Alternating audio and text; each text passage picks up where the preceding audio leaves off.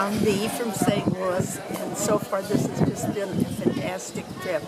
We spent 5 days in Havana, and I know when we came we expected to find out a little bit about the art and the music and the culture in Cuba. And when people would ask me, why are you going to Cuba?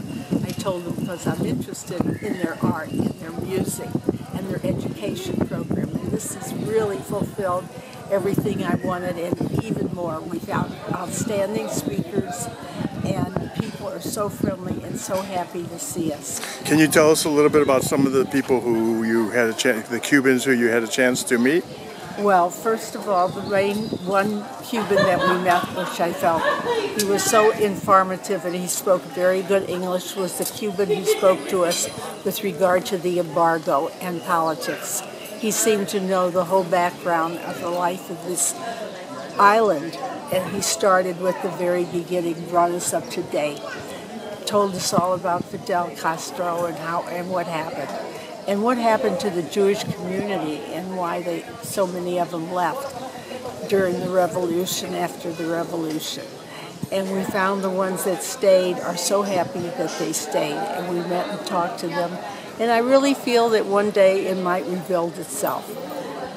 Did you, it sounds like you had some very nice encounters with people. How did what you have now experienced and the people you spoke to, how did this jive, I would say, with what your expectations and what you've known about Cuba from being in the States all these years? I did not think they were that anxious really for Americans or to renew any type of rapport with Americans, but I found that completely wrong. And also they're very proud of their education system and their music. We went to a hospital where a doctor spoke to us. He was thrilled to have us there. And I think from what he said, they have a very proud medical system where everyone gets their turn. And the people working there work to the utmost of ability, and they're very informed on all the latest things.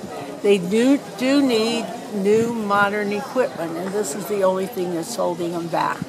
We have smart people here. The children are beautiful. Children are creative and smart and talented. I think we've auditioned or had the privilege of listening to 5 different bands, all different. They danced, they sang, they played instruments with enthusiasm. They loved to perform for us. They were thrilled to have an audience from USA.